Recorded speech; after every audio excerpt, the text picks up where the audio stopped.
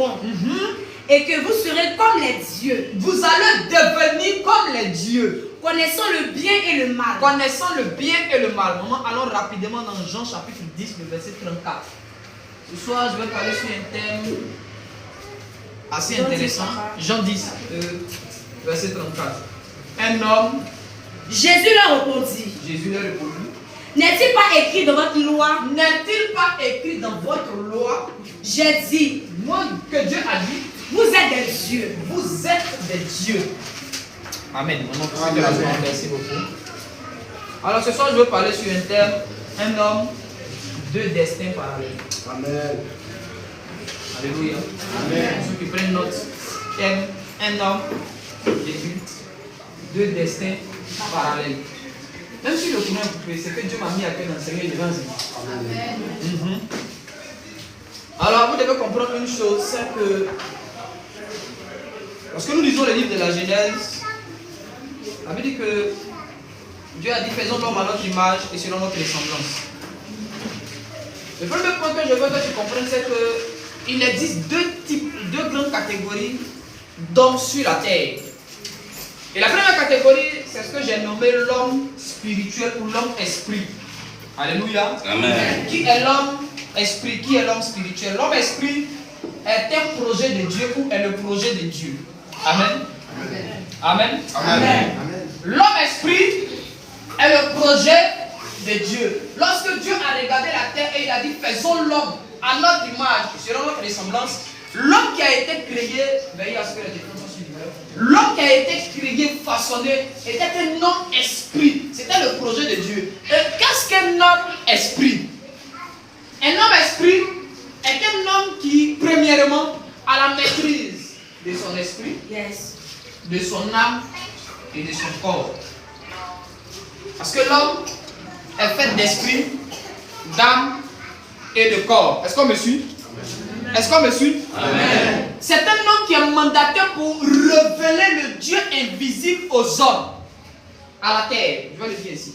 Alléluia. Amen. Dieu qu'on ne voit pas se fait voir, se fait entendre, se fait toucher, se fait approcher au travers d'un homme esprit ou d'une femme esprit. Quelqu'un me comprend? Amen. La Bible dit que Dieu habite une lumière inaccessible. Il est quelque part où on ne peut pas le voir. Cependant, le Dieu qu'on ne peut pas voir, quand il a décidé d'entrer dans plus-même sa propre photocopieuse, c'est nous qui sommes sortis. Amen. En d'autres termes, si tu veux voir Dieu, trouve un homme esprit qui est fait à l'image et à la ressemblance de Dieu. Cet homme-là maîtrise son esprit, il maîtrise son âme, il maîtrise son corps. Parce qu'il y a des situations dans la vie où ce n'est pas l'esprit de l'homme qui va régler ça, mais il faut donner toute la latitude à l'âme de pouvoir s'exprimer pleinement. Parce qu'à chacune de ces entités-là, ou de ces parties qui composent l'homme, Dieu a donné des capacités spécifiques. Ça, on est compris. Amen. Si on peut poser les bases. Amen, papa. Ah, alléluia. Amen. Alléluia. Laissez-moi prêcher un peu ce soir. Prêche, papa. Allô? On me comprend? Amen.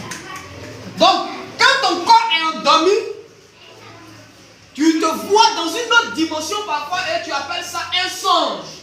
C'est toi que tu vois. C'est une partie de toi que tu vois là-bas. C'est pas ton corps. Là, c'est pas ton corps qui agit. Regarde que ça peut être ton âme ou ça peut être ton esprit. Le problème avec les enfants de Dieu, c'est qu'ils ne savent pas faire la différence dans l'esprit entre l'âme et puis l'esprit. Donc, quand je dis dans l'esprit, dans le monde spirituel, dans les songes, quand tu rêves, la partie de toi que tu vois là, c'est ton âme ou bien c'est ton esprit. Ça, il faut atteindre un certain niveau d'intimité avec le Seigneur pour que tu sois en mesure de reconnaître ça. Alléluia. C'est très important d'avoir la maîtrise de son corps, de son esprit et de son âme. Sinon, tu peux être assis là, et puis ton corps va voir une jolie fille passer. Ah, tu es prophète, hein? Mais quand tu ne maîtrises pas ton corps va commencer à te conduire à faire des choses qu'il ne faut pas faire. Est-ce que tu comprends? Amen. Quand tu ne maîtrises pas ton âme va commencer à provoquer des désirs en toi. Et ces désirs vont commencer à te contrôler. Ce soir, je prie que Dieu puisse faire de toi un homme esprit, une femme esprit. Amen. Je dis que Dieu te donne la maîtrise de toi-même. même au nom de Jésus. Amen. Alors l'homme esprit sait, lorsqu'il est confronté à un problème, quelle entité en lui il faut le laisser agir. Amen. Amen. Il y a des moments, il y a des problèmes dans ta vie. Si c'est ton corps qui parle, rien ne peut changer. Yes. Il faut que ton corps se calme, pour que ton esprit prenne le dessus, pour commencer à parler. Toujours est-il que les trois travaillent ensemble. Alléluia. Amen. On aura un séminaire où je vais enseigner longuement sur ces choses. Amen. Amen. Le deuxième type d'homme, c'est l'homme animal ou l'homme charnel. Ça, c'est le projet du diable. Alléluia. L'homme spirituel, l'homme esprit vient pour révéler Dieu. Mais l'homme animal, c'est un homme qui cherche à devenir comme Dieu et à remplacer Dieu sur la terre des hommes. Je vous donne des définitions un peu différentes. L'homme animal, c'est-à-dire que l'homme qui n'a pas les choses de Dieu en lui. L'homme animal est un homme, est le projet du diable, est un homme qui a été façonné par Satan. C'est un homme qui a été corrompu par Satan. Il a perdu ce qui était de Dieu en lui. Donc il est devenu le projet de Satan. Que tu ne deviennes pas le projet de Satan. Amen.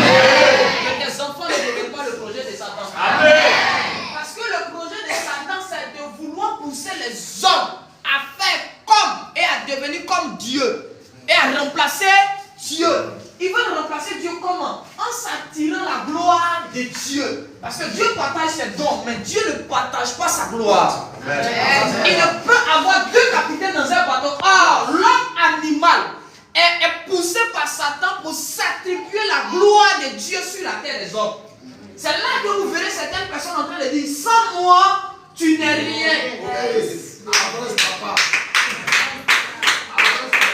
Quand tu commences à avoir ce genre de langage, tu es rentré dans le processus pour devenir un homme animal. C'est-à-dire un homme qui n'a pas l'esprit de Dieu en lui.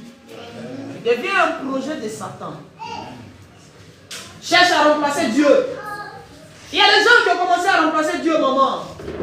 Parce qu'ils se sont établis à certaines positions où tu es obligé de te mettre à genoux devant lui pour avoir un certain poste. Tu es obligé de te mettre à genoux devant lui pour avoir un visa. Tu es obligé de te mettre à genoux devant eux pour avoir à manger. Prenez garde, prenez garde, prenez garde. Prenez garde. Parce que Dieu ne partage pas sa gloire. L'homme animal est le projet de Satan. Maintenant, ce que je veux que tu comprennes, c'est que l'homme animal est un homme qui peut aussi avoir la maîtrise de son âme, de son esprit et de son corps. Oui. L'homme animal, est-ce que les sorciers là, ils n'ont pas la maîtrise de leur esprit? Souvent, mais les sorciers maîtrisent mieux leur esprit que les chrétiens. Le petit sorcier, tu es avec lui, si on voit du bas, vous êtes en train de parler, au moins tu es en train de poser à lui, là, Junior est arrivé au village. Il laisse son corps avec toi. Et vous êtes en train de parler, mais son esprit s'est détaché. Et son esprit est quelque part là-bas, en train d'opérer. Donc, les agents des ténèbres ou les projets de Satan, l'homme animal parfois a la maîtrise de son esprit, plus même que le chrétien que nous sommes. Mais je prie que Dieu change ces choses au nom de Jésus. Amen. Alors, quelle est donc la différence pour faire si donc l'homme animal aussi maîtrise son esprit, son âme et son corps et puis nous? La différence est au niveau de la conscience. Oui. C'est là toute la différence. La Bible dit quoi? Adam et Ève étaient nus, mais ils n'en avaient pas conscience. Lorsque le projet de Dieu, Adam et Ève, sont devenus charnels, ils ont pris conscience qu'ils étaient nus. La conscience dont je veux parler ici, je vais en parler bientôt dans un séminaire pour bien expliquer ce que c'est que la conscience. Comment un enfant peut commencer à détruire son propre papa parce qu'on lui a dit qu'il va devenir roi quelque part?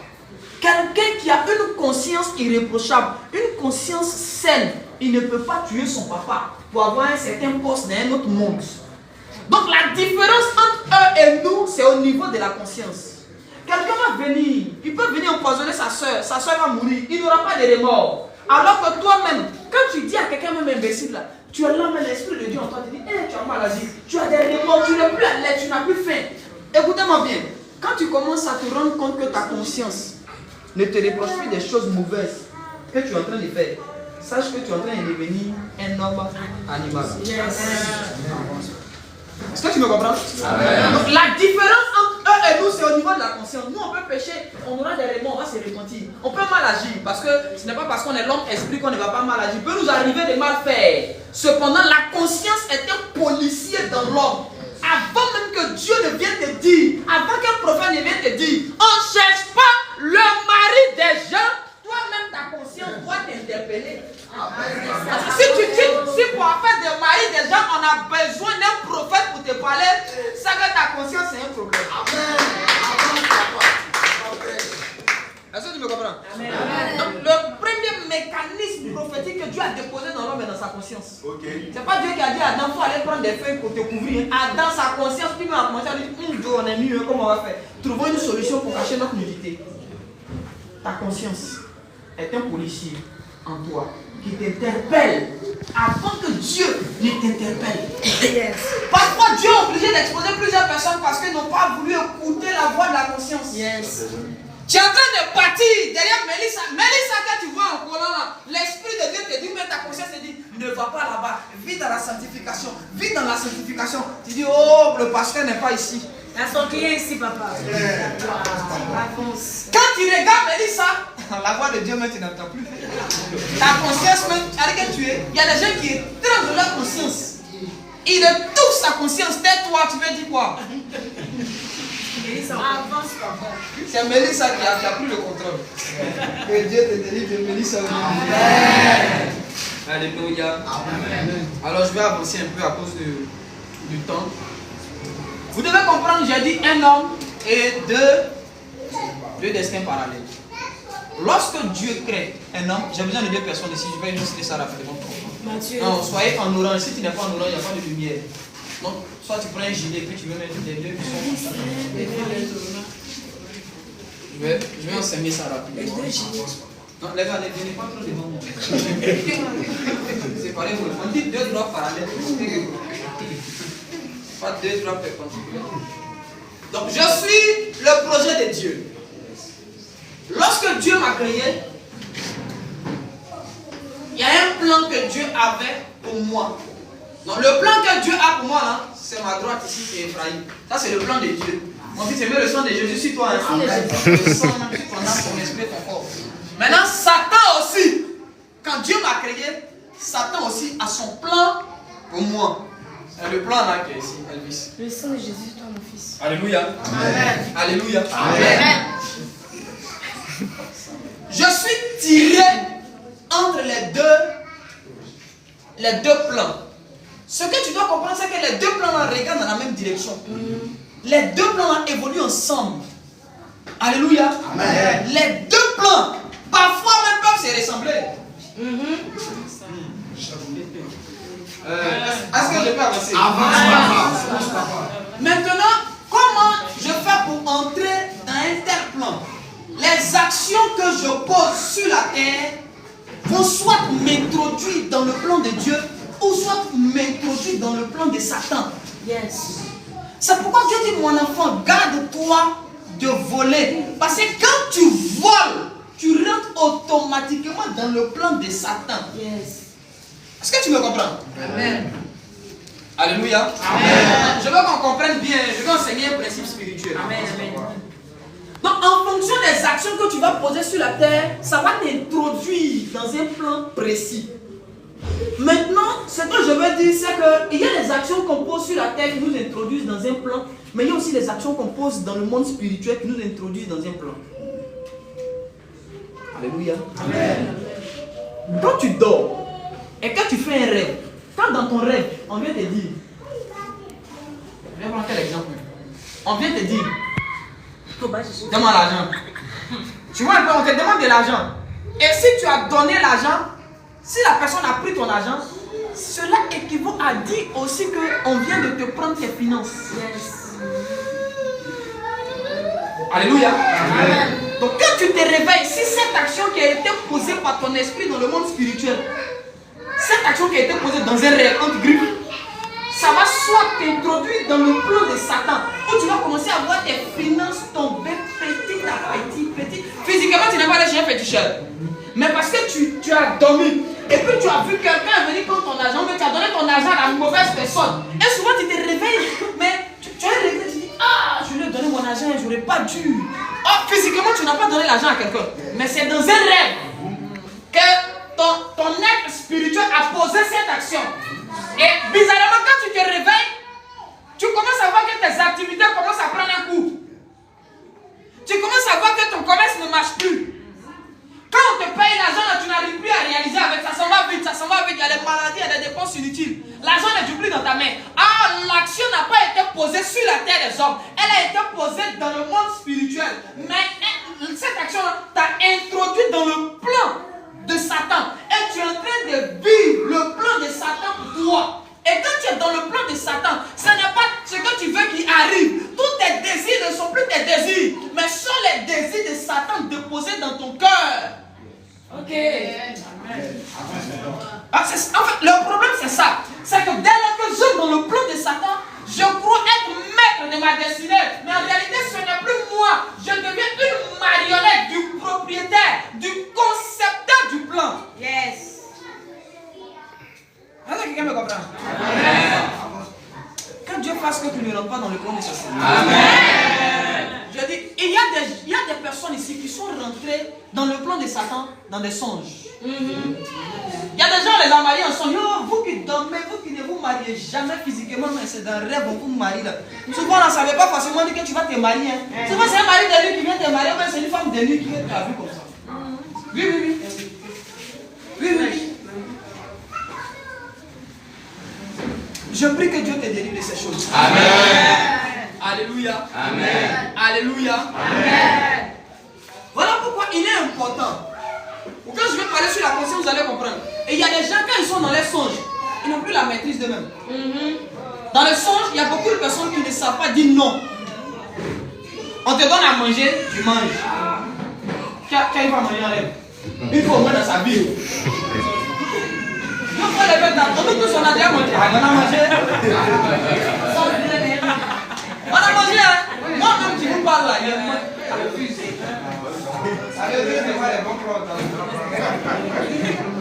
C'est les plats, nous, on nous a montré là. On a mangé avant de réfléchir. Oui? On était en train de manger, ouais, c'est l'os là qui était de manger. Ça a aussi rendu compte que c'était un solitaire au Seigneur. Sauve-moi, pardon. Alléluia. Amen. Alléluia. Amen. Alors les actions nous introduisent dans les plans que soit Dieu ou soit que Satan a créé, a planifié pour nous.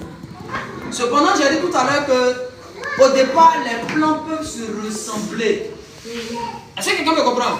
Mais ce qui fait la différence, c'est la finalité. Yes. Un homme de destin. Jésus-Christ de Nazareth est né. La Bible dit quoi? Dieu voulait qu'on le frappe, qu'on l'humilie, qu'on le crucifie et qu'on le tue. Satan aussi voulait qu'on le frappe, qu'on l'attrape, qu'on l'humilie, qu'on le tue. Donc sur ces points-là, les deux plans se joignent, se ressemblent. Donc parfois, tu es dans le plan de Dieu et puis tu penses que tu es dans le plan de Satan. Demande à Job, il sait de quoi je parle. Yes. Maladie le matin. Son enfant meurt. Son premier fils, son deuxième fils, son troisième fils. Tous les enfants de Job meurent. Tous les business de Job sont gâtés. Tout est arrivé en une journée. Quand au moins pour toi, ça fait au moins, ça laissait un mois. Mais Job, là, pour lui, là, tout est tombé sur lui un seul jour. Il a tout perdu. Et le lendemain, il a eu une maladie qu'on ne peut pas guérir. Un homme qui était debout a coulé en une journée. Et puis sa femme lui dit, oh Job, mon mari, mon chéri, mon chouchou, maudit Dieu, parce que tu es devenu trop vilain. Tu n'as pas l'argent, tu n'as pas d'enfant, tu es bizarre. On ne peut rien faire toi la nuit parce qu'il y a une serre sur toi, tout ton corps. Job, faut mourir. Ça m'a libéré, je vais me chercher. Alléluia. Amen. Mais quand quelqu'un va regarder la vie de Job, va dire, oh, cet homme est maudit de Dieu. Cette femme est maudite de Dieu. Ça, c'est la punition de Dieu, ça. Il a péché, c'est pourquoi. Elle a péché, c'est pourquoi. Lorsqu'on a attrapé Jésus-Christ, la Bible déclare que ses ennemis ont attaché ses yeux. Et puis quelqu'un venait le frapper pour répondre, oh, monsieur le prophète, David qui t'a frappé. Il dit, tu vois, non? Et puis un cri derrière lui, il a même pu le gifle. David qui t'a frappé. guérissez les malades ici. Faut te sauver, on va si tu es garçon. Qu'un prophète qui a sauvé les autres qui ne peut pas se sauver. Alléluia. Cependant, ce par quoi il était en train de passer, ce n'était pas le plan de Satan, mais c'était le plan de Satan. Mais c'était aussi le plan de Dieu. Amen. Je suis venu parler à une personne, je ne sais pas par quoi tu passes. Ça peut être une humiliation. Jésus, on l'a déshabillé. C'est dans le film, on habille des gars. Sinon, Jésus, il était nu. Il était nu. Ils l'ont frappé, ils l'ont traîné dans les rues de Jérusalem. Partout où il est passé, il était honoré. Il était reçu comme grand prophète, comme un homme admirable. On l'a trimballé partout où il avait été honoré, pour qu'il soit déshonoré à nouveau. Cependant, la Bible dit que ce déshonneur, c'était le plan de Dieu pour lui. Peut-être qu'aujourd'hui, tu manges une fois tous les 2 jours. Je suis venu dire à une personne, tu peux manger une fois tous les 2 jours. Mais tant que c'est le plan de Dieu, tu ne fais rien. Ton sommeil peut avoir des problèmes. Ton foyer peut être secoué. Mais tant que c'est le plan de Dieu, tu ne fais rien. David dit, même quand je marche dans la vallée, pourquoi David ne dit pas quand je marche dans les plaines, quand je suis dans le verbe pâturage? Mais il dit parce que je sais que le plan de Dieu aussi parfois peut me conduire dans la vallée de l'ombre de la mort. Mais même si je suis là-bas, parce que je sais que je suis dans le plan de Dieu, je ne crains aucun mal, car ta houlette et ton bâton me rassurent. C'est le plan de Dieu qui est le meilleur plan. Tant que c'est dans le plan de Dieu, quand t'insultes, c'est pas grave. Quand marche sur toi, c'est pas grave. Quand tu piétines, c'est pas grave. Quand tu ne manges pas, ce n'est pas grave. Quand on ne te voit pas, c'est pas grave. Le plus important, ce n'est pas que les hommes te voient, c'est que tu restes dans le plan du Créateur de l'univers, de celui qui a le nom dessus de tous les hommes.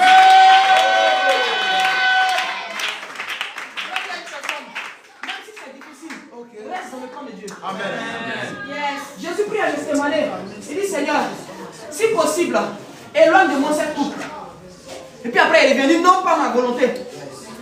Parfois, le plan de Dieu est dur. Parfois, le plan de Dieu n'est pas tendre. Parfois, où tu t'attends, c'est que le prophète te donne une parole, je vois la gloire sur toi. Quand il te regarde, il dit, je vois les problèmes venir. Hein. Tu vas souffrir, toi là, tu vas souffrir. Hein. Oui. Parfois, on te dit ça. Parfois, même tu t'envoies le prophète, mais te regarde, il te dit rien. Il prie pour ton voisin, il te dépasse. Il prie pour toi. Tu dis, hé Dieu, chaque jour je vais à l'église, mais on dirait que Dieu ne me voit pas. On prophétise pour tout le monde, mais moi on ne me voit pas. On prie pour tout le monde, mais moi on me dépasse. Je vais dire à une personne, tant qu'il reste dans le plan de Dieu, le prophète peut passer. Parler sur ton voisin, sans parler sur toi. Ce n'est pas parce qu'on n'a pas parlé que tu ne vas pas vivre la gloire. Je vous ai dit le dimanche dernier qu'on n'a jamais prophétisé la venue d'Ève, mais Ève est venue à l'existence. Il y a des choses qu'on ne prophétise pas, mais qui existeront forcément. Il y a des choses qu'on n'annonce pas, mais ça vient forcer. Alléluia. Amen. Alléluia. Amen. Alléluia. Amen. Mais ils étaient. L'ennemi avait commencé à se réjouir quand ils l'ont tué. Satan dit voilà, pétons le champagne. Je dis à moi, c'est fini. D'ailleurs, même mon ami, 16 soldats devant sa tombe. Hey. Même un os ne peut pas ressusciter. On voit. Et s'il s'amuse, même son cadavre bouge là, les soldats me vont le réduire encore. Oh. Est-ce que tu me comprends? Mais... Est-ce que tu me comprends? Mais c'était écrit fin de l'histoire. Jésus a mis une virgule là-bas encore. Ok. Il a mis une virgule à la fin là-bas. Il dit non, en fait, c'est pas en fin.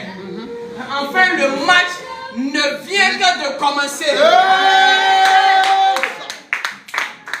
à une personne. Parfois, tu passes par des tribulations, tu penses que Dieu t'a abandonné. Si c'est le plan de Dieu, reste calme. Faut juste avoir le.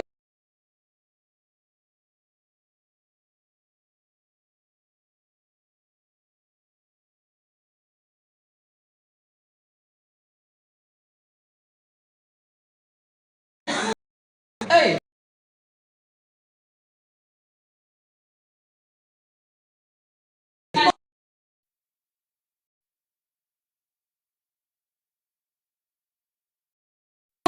Yes. C'est la fin qui compte. Aujourd'hui est bizarre, mais demain c'est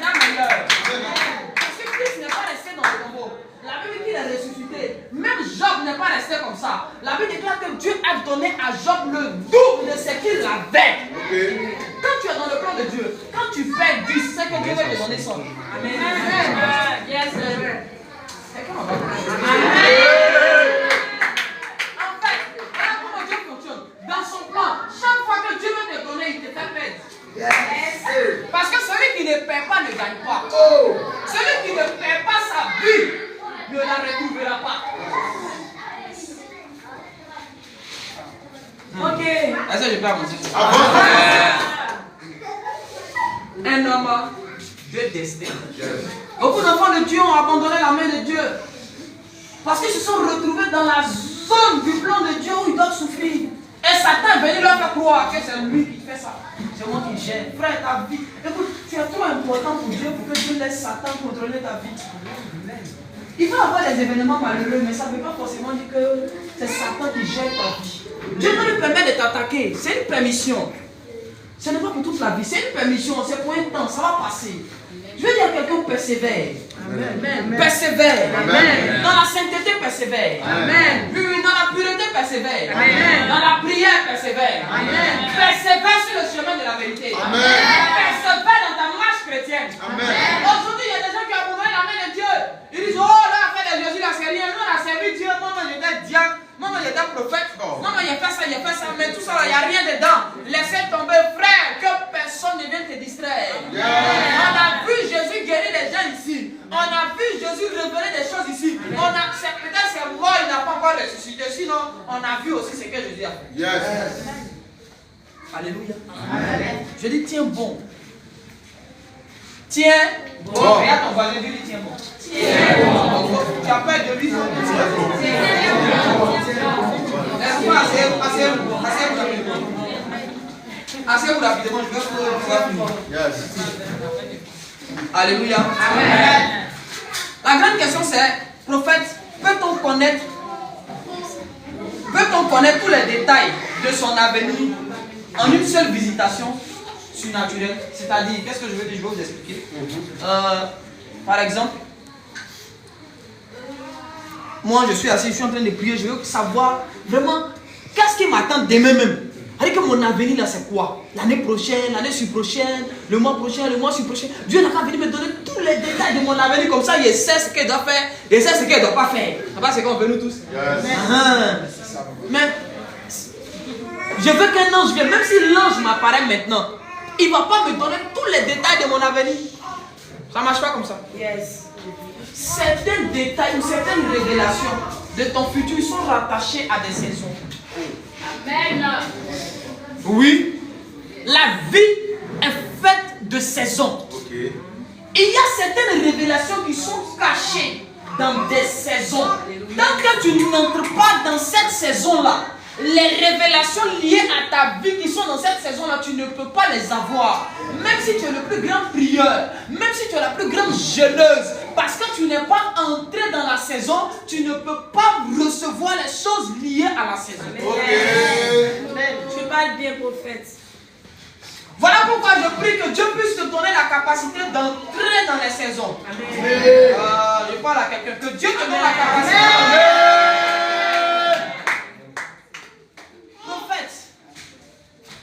Comment je peux entrer dans une saison? Yes. Amen. Amen. On entre dans des saisons par des clés. Yes.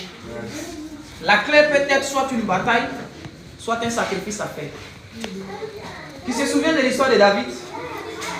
Ce petit enfant-là qui était en train de gérer le patrimoine familial, il gérait un troupeau. Et puis la Bible déclare que son papa lui a dit, bon, mon fils, viens aujourd'hui que je t'envoie, va voir sur le champ de bataille si tes frères se portent bien. Et lorsque David va sur le champ de bataille, il voit un géant qui s'avance et qui lance un défi à l'armée. En ce moment-là, David, là, il était dans la saison où on ne le connaissait pas. Personne ne savait qui il était. Il était petit, il était inconnu. Et maintenant, David veut shifter dans une autre saison. Mais là, pour que David soit connu, il faut que David puisse mener une bataille, celle de renverser Goliath.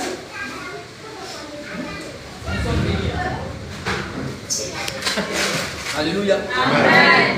David, pour quitter de l'anonymat à la lumière, des ténèbres à la lumière, de la mort à la vie, de la pauvreté à la richesse, il faut que ton Goliath meure. David demande donc qu'est-ce qu'on va donner à celui qui va tuer Goliath. On dit le roi va te donner l'argent, le roi va te donner sa fille. Voilà ce que le roi va te donner. Parce que David n'avait pas l'argent, il dit ah, tiens bon, voilà une affaire dans laquelle moi je peux passer de la pauvreté à la richesse.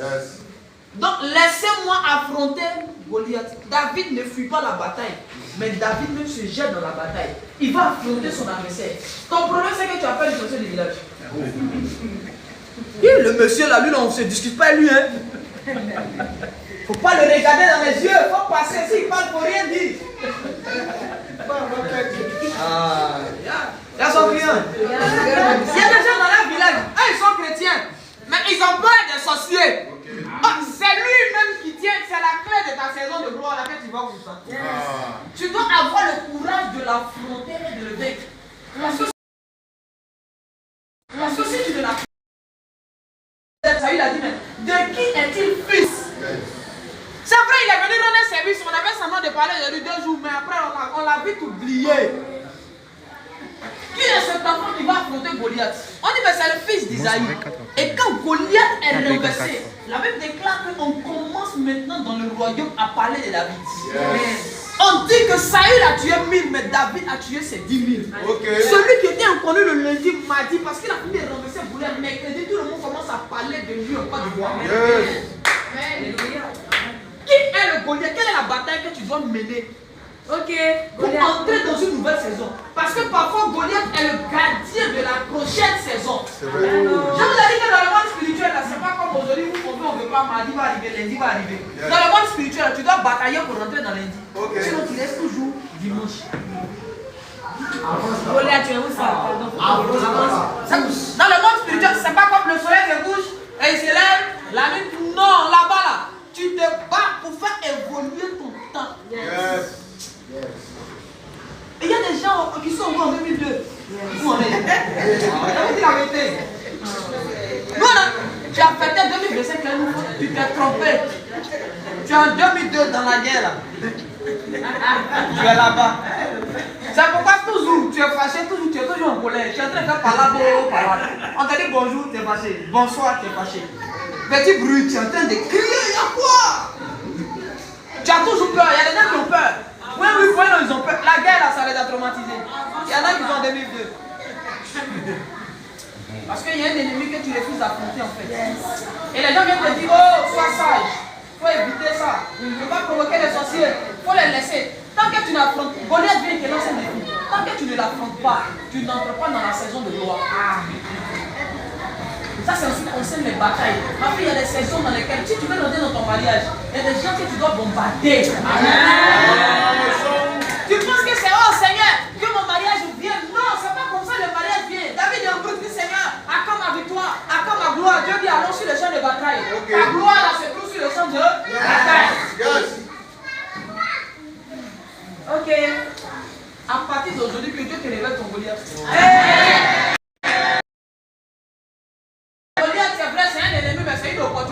De changer de stade. C'est vrai, c'est un ennemi, mais c'est une opportunité pour moi de montrer à la nation que je suis capable d'opérer dans une nouvelle dimension. J'ai les capacités, j'ai les habiletés. Goliath, ça peut être un problème auquel ta société est confrontée. Et puis c'est toi qui dois venir apporter la solution. Et quand tu donnes la solution, tu dis attends, cet homme, on l'avait négligé, attends, mais tiens, monsieur, vous avez ces capacités-là? D'accord, on prend note. Quelques jours plus tard, on t'appelle, promotion. Alléluia. Amen. Soyez sans crainte. Dieu veut que le culte soit fort. Et la deuxième manière d'entrer dans une autre saison, c'est le sacrifice. Nous étions dans une période de famine, de trouble. Élie le Tishbite avait fermé le ciel depuis 1 an et quelques poussières. La Bible dit que Dieu l'a conduit chez une veuve. Il n'a pas mangé ma fille. Il n'a pas l'eau pour mal. Mais le prophète arrive et puis dit à la dame, il sait qu'on est en période de famine, mais il veut enlever la femme dans la période de famine pour l'introduire dans une période d'abondance. Donc il demande à la femme, qu'est-ce que tu as?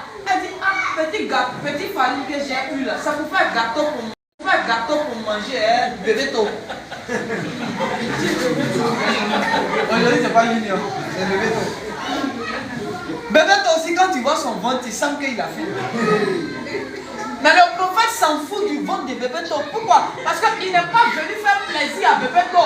Il sait que pour que Bebeto survive, il faut que Bebeto quitte la saison de la famille pour entrer dans la saison d'abondance. Sinon, il va finir par mourir. Donc, il ne regarde pas les émotions de la femme. Il ne regarde pas à sa situation présente, mais il regarde à la dimension où il veut l'introduire. Il dit, malgré ça, fais-moi à manger. Si moi, elle vient chez toi aujourd'hui, il me dit, ton fond qui est dit, ma fille, ton fond là même, fais-moi au fond. Et puis ici, serré, il ne rit pas. Non, papa, c'est-à-dire, mon fils ne se sent pas bien, toi, paye les médicaments, il dit, ma fille, il prend l'argent des médicaments de ton fils. Donc, ça vous fera faire, c'est un peu pressé. Tu vas dire, lui là, c'est un faux prophète. Lui là, c'est un faux prophète. Un homme de Dieu là, il ne fait pas ça. Un vrai homme de Dieu, il ne fait pas ça.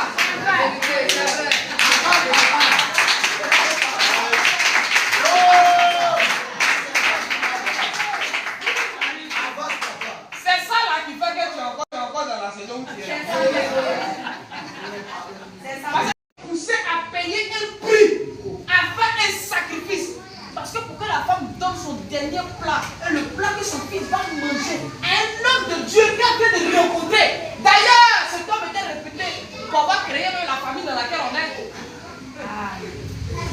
C'est le gars même qui nous a mis dans la crise là. Les faux prophètes là, c'est eux. Ils sont venus encore. C'est lui. Le gars, il vient de fermer le ciel. Et puis tu vas demander ma nourriture, mon gâteau.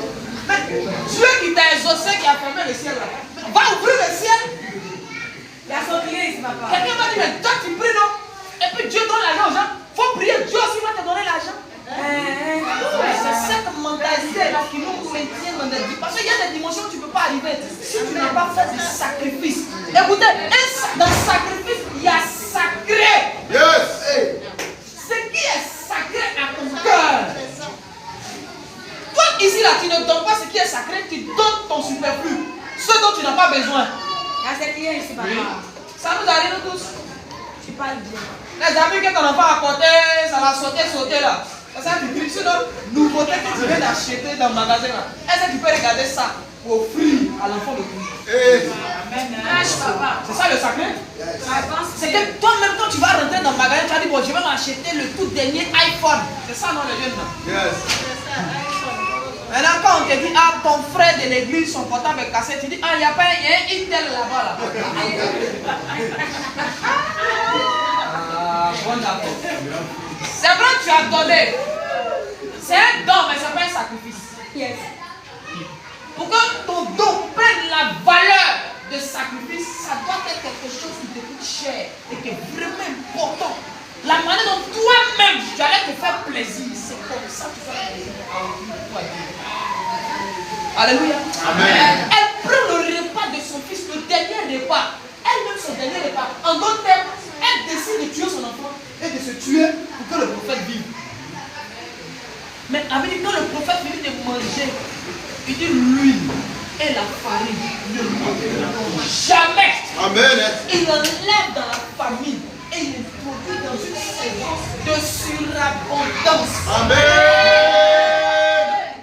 Ce n'est pas 40 jours de jeunes qui vont te faire entrer dans une nouvelle saison. Okay. Il y a un sacrifice, il y a un truc sur la terre qui t'est cher. Yes. Il y a quelque chose que tu adores. Pour certaines personnes, tu dois la femme, elle devrait se séparer de sa nourriture. Il y a des gens, il y a quelqu'un qui t'aime trop. Mais il n'est pas fait pour toi, il n'est pas fait pour toi. Il y a son client ici, papa. Si mes yeux sont ici, c'est que le bien avance.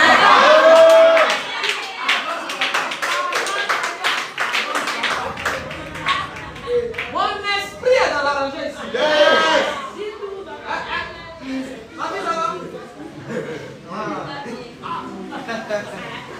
Oh. Que Dieu t'aide à faire les sacrifices. Écoutez-moi bien. Aujourd'hui, vous allez voir, il y a une vague de personnes qui sont sur les réseaux sociaux en train de dire, oh, ne faites pas ça à l'église. Les histoires de l'église, c'est le faux. Quand les 12 agars étaient en train de jeter l'argent, ils ne sont pas sortis pour venir dire les orphelins, les veuves, on venir les manger. C'est vrai. Avance, papa. Mais vous vous n'allez jamais les voir en train d'aller dans les orphelinats et puis chercher les veuves pour leur donner. Mais c'est quand tu fais petite offrande nette à l'église. Oh, ils sont allés enrichir le pasteur. C'est les églises là, les gens nous trompent. C'est le sacrifice qu'on veut arrêter pour vous mettre lui dans des saisons bizarres. Écoutez, je ne prêche pas ce que je ne pratique pas. Je vous ai dit, il y a plus de 40 000 qui me restait de mon passeport pour donner dans une église où l'appareil était perdu. Ce jour-là, moi, comment il a fait pour arriver à la maison, j'étais en esprit, je priais. Et heureusement, il y a quelqu'un qui m'avait appelé, qui m'avait fait un dépôt en même temps. Dès qu'elle vient de c'était même pas prévu. Hein. J'ai donné, puis j'ai dit, Seigneur, je compte sur toi pour arriver à la maison. Et puis quelqu'un m'a fait un dépôt. Si je ne sacrifiais pas, je n'allais pas avoir ce que j'ai dit. Ok. Voilà. La maman elle a rendu son témoignage, je l'ai sacrifié 2 000. Voilà. Je crois que tu as eu combien là? Et 1 500.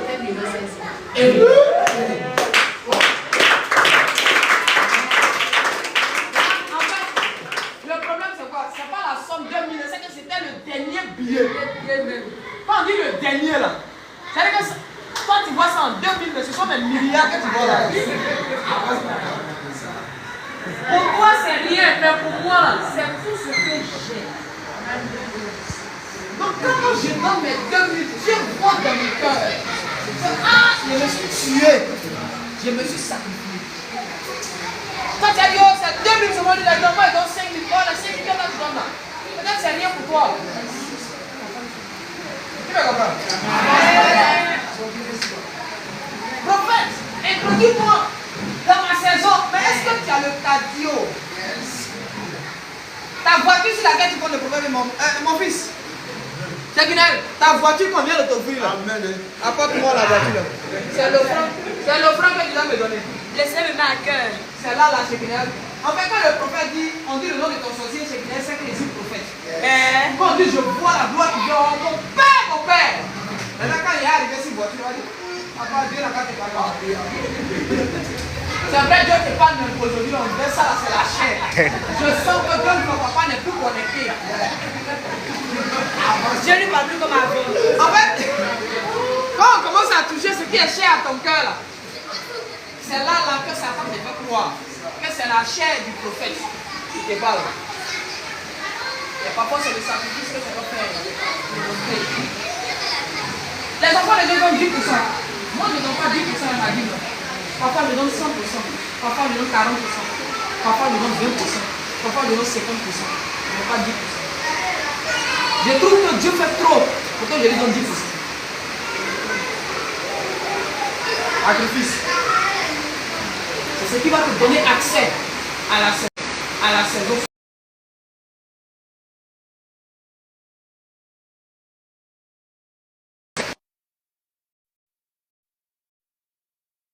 Eux, ils doivent faire les deux. Oui. Ils doivent batailler et ils doivent faire des sacrifices en plus. Il y a ceux qui vont mener seulement une petite bataille. Ça dépend des destinées en fait. Amen. Devenir président. Est-ce que tu comprends? Un joueur d'Assec n'a pas le même régime, n'a pas le même type d'entraînement que quelqu'un qui joue Champions League. Donc toi, aujourd'hui tu as renversé ton volet. Tu as dit non, c'est fini. Dieu a dit c'est pas encore fini. Il y a un sacrifice. Ah Seigneur. Pourquoi moi? Mais Seigneur, pourquoi on était dans mon regard? Parfois, nous devons faire plus que ce que les autres font pour obtenir ce que les autres font. Oui, ce que l'autre a facilement là. Toi, tu vas remarquer que tu as besoin de fournir 10 fois plus d'efforts pour avoir la petite chose. Et tu poses la question, mais attends, qu'est-ce qui se passe? Je vais t'expliquer ce qui se passe. Il pleut, on est là. De toute façon, même si tu te laisses parler là-bas. Avance, papa. Vas-y, avance bien. Je peux pousser? Amen. Tu dois comprendre que chaque saison a son langage. Alléluia. Amen. Chaque saison a son langage. Et si tu ne parles pas le langage de ta saison, tu seras dans la saison, mais tu ne pourras pas bénéficier des choses de la saison. Si tu quittes ta Côte d'Ivoire, quand tu vas aux États-Unis, on va d'abord parler d'initiation au langage. Tu vas faire l'école pour parler l'anglais. Parce que si tu ne parles pas l'anglais, tu ne pourras pas t'en sortir aux États-Unis. On te dit good morning, tu dis bonjour. Combien de fois c'est bon? Un gay aux États-Unis. On dit hello, il dit asseo. How are you? Asseo. On dit monsieur, mettez-le dans l'avion. Envoyez l'avion, c'est pas quoi. Un bébé aux États-Unis, il va à l'école.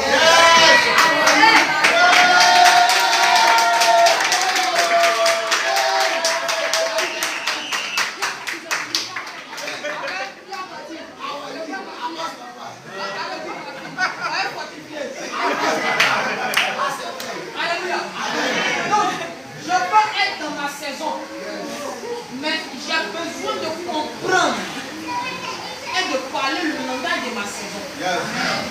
Écoutez-moi bien.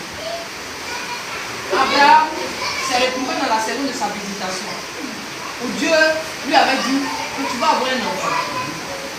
Abraham était dans une saison où il savait que c'était le moment où Dieu devait le visiter. Il fait chaud. Abraham va t'étendre. Abraham quitte la maison et il vient se mettre sous le soleil, sous un arbre. Et il guette le passage de 3 hommes. En fait, quand tu comprends le langage de ta saison, parfois tu es là et tu sens que là, demain il va jeûner.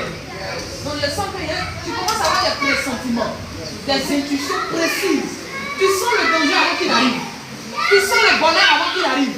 Tu sens ce que tu vas faire et tu vas déclencher quelque chose. Tu sens que tu as commencé à comprendre et à connaître le langage de ta saison. Alléluia. Amen. Alléluia. Amen. Beaucoup de personnes entrent dans la saison mais n'arrivent pas à bénéficier des choses de la saison. C'est ce qui joue plusieurs personnes. C'est ce qui nous fatigue tous. On te dit dans le mois de mars, c'était ton mois de visitation. Mais tu es rentré dans mars, là, tu étais assise là, tu attendais. On va pas aux États-Unis pour prendre les bras. On va aux États-Unis. On dit ici, la femme, on fait pour s'intégrer. Le problème des enfants, c'est qu'ils attendent seulement qu'on leur annonce la saison. Mais écoutez, une saison qu'on t'annonce, tu dois commencer à faire des recherches cette saison. Parce que chaque saison vient avec un type d'ange. Et chaque ange a son mode opératoire. Si tu ne comprends pas le mode opératoire de l'ange de ta saison, tu vas passer à côté. Celui qui a visité Israël, il lui a dit, le matin, je marcherai par la nuit, par une colonne de feu. Si je m'arrête, vous vous arrêtez. Maintenant imagine le feu là s'est arrêté, toi tu marches, tu es mort. Ça va te brûler.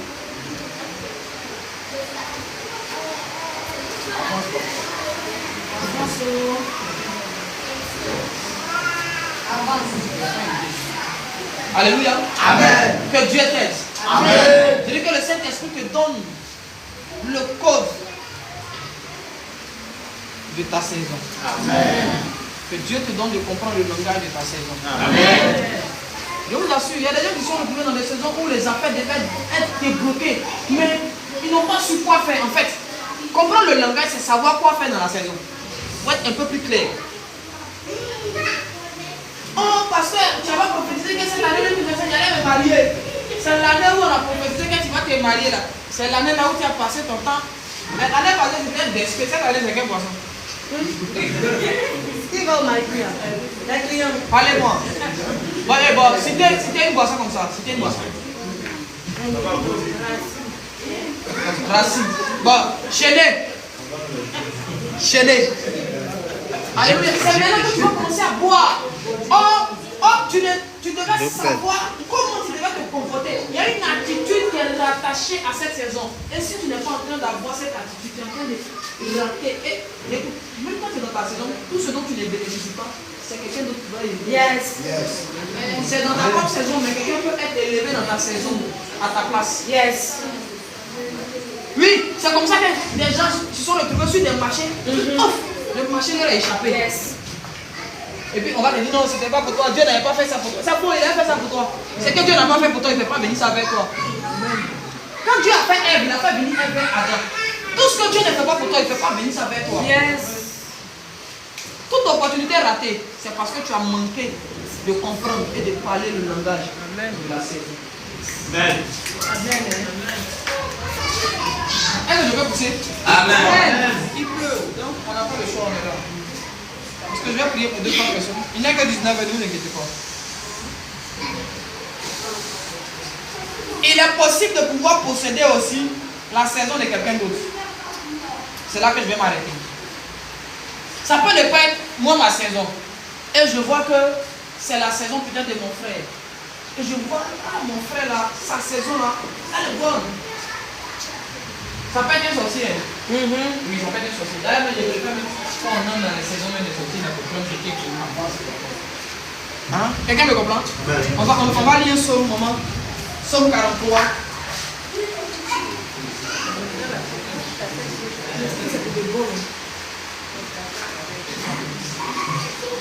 Psaume 43, du verset 1er au verset 4.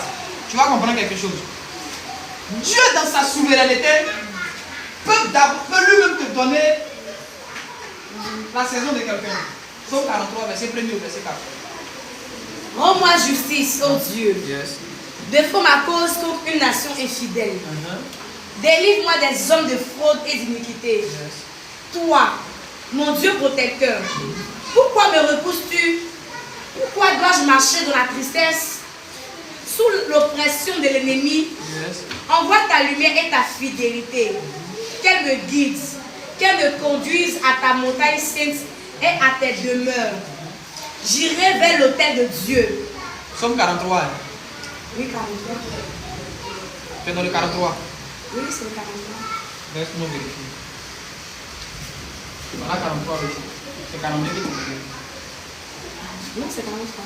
Non. Prends 43, mais voilà à ta droite. Oui, 43, mais c'est combien? 1 à 4. Rends-moi justice, mon Dieu. D'accord. C'est que c'est moi qui ai pas mis ça. Est-ce que tu as mal écouté? Vas-y, continue, continue. J'irai vers l'autel de Dieu. Ma joie et mon allégresse. Yes. Je te célébrerai sur la harpe, ô Dieu. Je cherche le verset qui dit je donnerai des hommes à ta place. C'est moi qui ai mal noté. C'est pas permis. Alléluia. Amen. Dieu peut t'aimer et l'amour de Dieu pour toi. Dieu voit que tu te retrouves dans une saison, en tout cas, ce n'est pas ta saison de gloire pour le moment. Mais il voit auprès de toi quelqu'un qui est dans une saison de gloire. Dieu peut prendre les grâces et les faveurs de la personne et peut te donner ça. Comme Dieu peut prendre tes malheurs. Parce que, écoutez, si on peut voler le bonheur, on peut aussi prendre le malheur. Amen. Est-ce que quelqu'un me comprend? Amen. Il y a des gens ici, on a dit, on a pris ton passeport, on a pris ton voyage, on a pris ton mariage, on a pris tes affaires, on a pris ton argent. Mais si on peut prendre mon argent, c'est qu'on peut aussi prendre mon malheur. Amen. On peut aussi prendre mon malheur. Et c'est ce que les enfants de Dieu n'ont pas compris. Voilà pourquoi on ne fait que prendre ce qui est bon pour nous. Et on nous laisse ce qui est mauvais. Eux, ils nous donnent ce qui est mauvais pour eux et ils prennent ce qui est bon pour nous. C'est comme ça que beaucoup sont en train de vivre des vies qui ne sont pas la vie. Parce qu'on leur a transféré des problèmes. Mais je prie ce soir que la main de Dieu se lève pour toi. Amen. Je dis que la main de Dieu se lève pour toi. Amen. Ce que Dieu n'a pas planté soit déraciné au nom de Dieu. Amen. Pardon. C'est Isaïe 43, je dis souffle. C'est Isaïe 43. Maman lit la partie, là va lire, on va flotter, je vais prier pour 2-3 personnes. C'est Isaïe, pardon, j'ai mal noté. J'ai mis sur le mauvais d'Isaïe. Isaïe chapitre 43. Premier à 4. Ainsi parle maintenant l'Éternel, Yes. qui t'a créé, ô Jacob. Oh Jacob, Celui qui t'a formé, ô Israël. Israël. Ne crains rien, Yes. car je te rachète. Je te rachète. Je t'appelle par ton nom. Yes. Tu es à moi. Si tu traverses les eaux, Si tu passes par les eaux, je serai avec toi. je serai avec toi. Et les fleuves, Et les fleuves, ils ne te submergeront point. jamais. Si tu marches dans le feu, Yes. tu ne te brûleras pas. Et la flamme ne t'embrasera pas. Car je suis l'Éternel ton Dieu, Yes. le sang d'Israël ton sauveur. Je donne l'Égypte pour ta rançon, Je donne l'Égypte pour ta. l'Éthiopie et Saba à ta place. Attends, maman, attends. Même si tu avais fait quelque chose,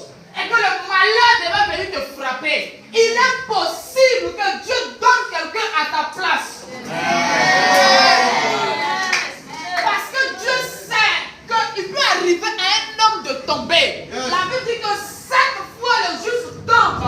Et quand il tombe, pourquoi il se relève? Parce qu'on va tomber quelque part, quelqu'un à sa place, pour que lui ait la force de se relever. On va continuer la lecture.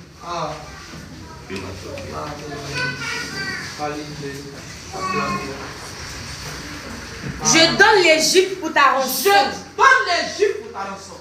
L'Éthiopie et Saba à ta place. Parce que tu as du prix à mes yeux. Parce que tu as du prix. Parce que tu es important pour moi, Dieu. En fait, voilà la clé. Dieu ne peut pas donner tout le monde à la place de n'importe qui. Tu dois avoir du prix aux yeux de Dieu. Yes. Amen. La clé, c'est comment avoir du prix aux yeux de Dieu. Yes. Pourquoi quand David pêche, lui, il ne perd pas la royauté. Yes. Et quand Saül, lui, pêche, lui, il perd la royauté. Question. David même a cherché une femme de quelqu'un, il a tué la personne. Il est resté roi. Mais Saül, là, lui, il a fait don à Dieu. Lui, offrande au fait là, Saül a fait offrande. Dieu dit pourquoi c'est lui qui fait offrande. On lui a dit d'attendre. C'est comme on dit dans le jeu de ma gauche, attendez. Et puis tu te lèves, tu dis on va le pain. On a 1 million. Et puis il me fâche. Pourquoi tu es venu donner 1 million? Je t'ai dit d'attendre.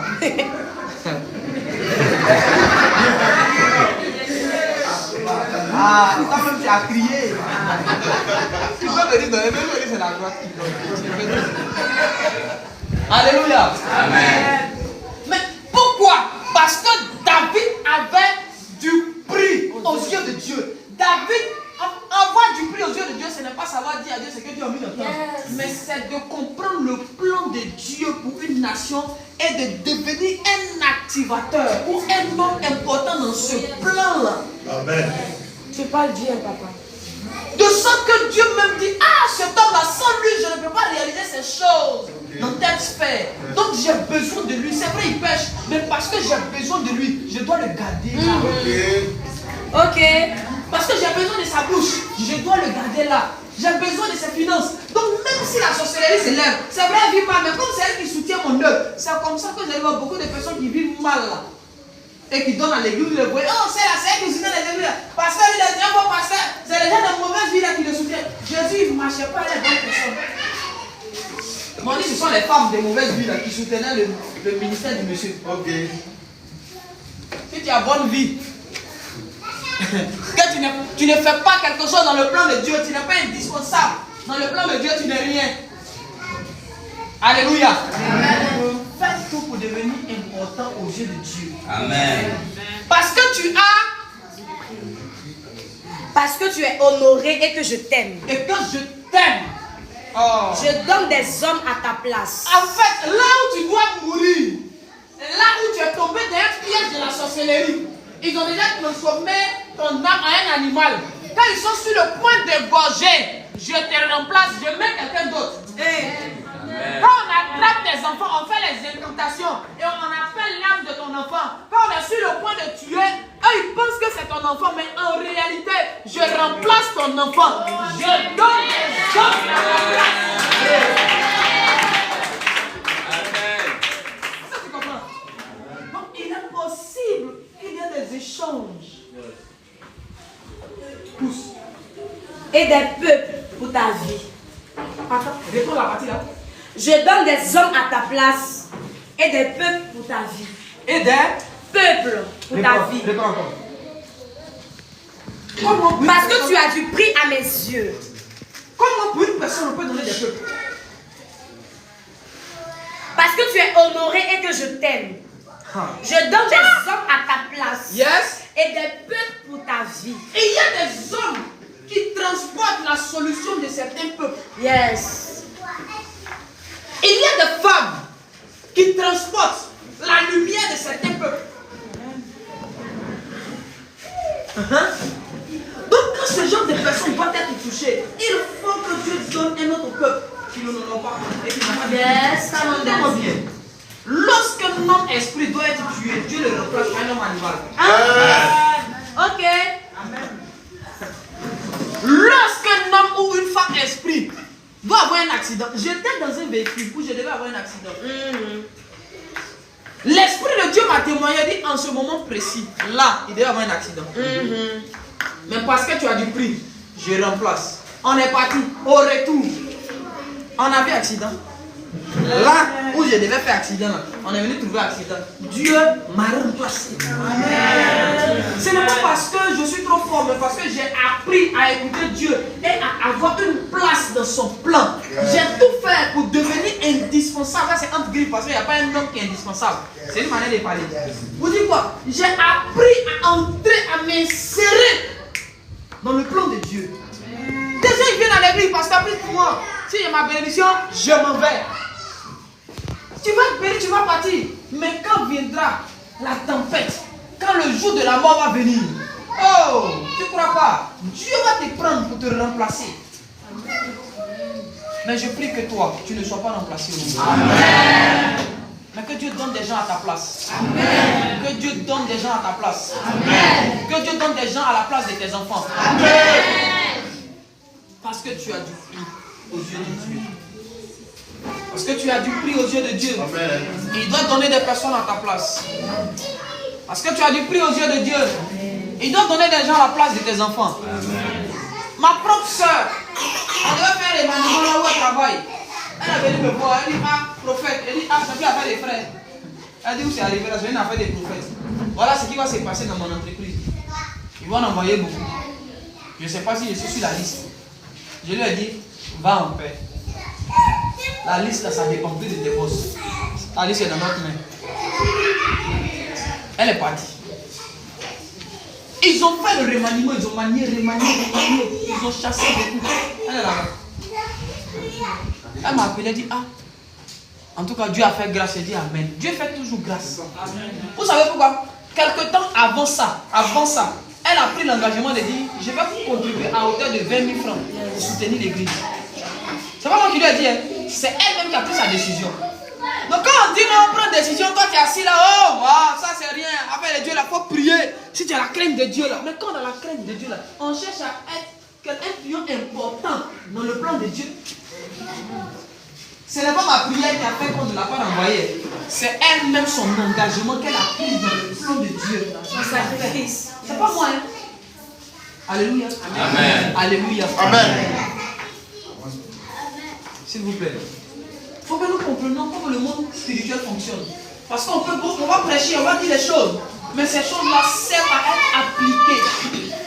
Si tu ne les appliques pas, j'aurais parlé en vain. On va dire, oh, l'homme de Dieu, là, il parle bien, et puis c'est fini. Non. Mais il faut que ta vie change. Par l'application de ce que tu as écouté et de ce que tu as entendu ici. Amen. Alléluia. Amen. Alléluia. Amen. Je vais prier pour quelques personnes, par la grâce de Dieu. Dieu m'a mis à cœur de pouvoir prier pour vous. Je vais vous expliquer bientôt pourquoi je prends le drapeau là pour prêcher. Bientôt, je vais vous expliquer. J'ai été dans le monde spirituel par la grâce de Dieu. J'ai vu, entendu des choses qui se préparent et qui se font. Alléluia. Et Dieu est sur le point de nous faire grâce. C'est tout ce qu'il peut vous dire. Amen. Dieu est sur le point de nous faire grâce. Alléluia. Groupe musical. Donnez-moi quelque chose en fond sonore.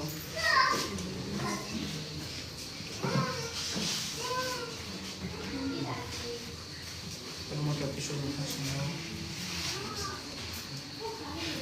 Iya Jésus yere Jehovah, iya lago yere, iya pu, Alléluia Jésus yere, iya tiwa yere, iya pu, Alléluia pu.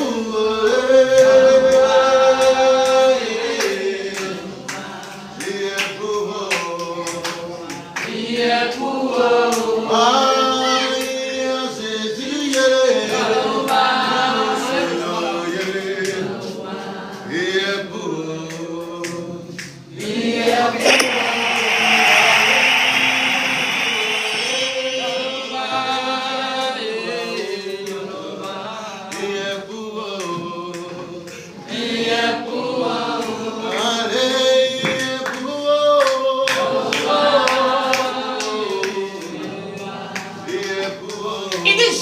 donnerai des nations, des peuples à ta place.